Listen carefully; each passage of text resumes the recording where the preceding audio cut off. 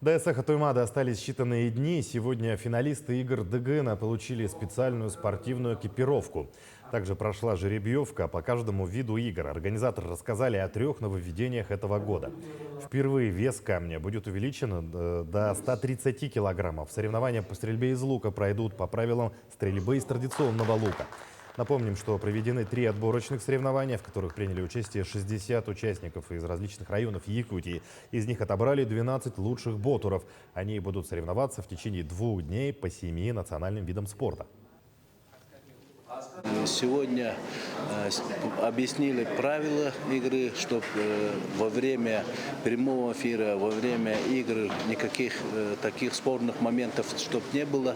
И ребята все, у кого есть вопросы, они свои вопросы задали, сделали. Поэтому мы ждем только зрителей. Игра будет зрелищной.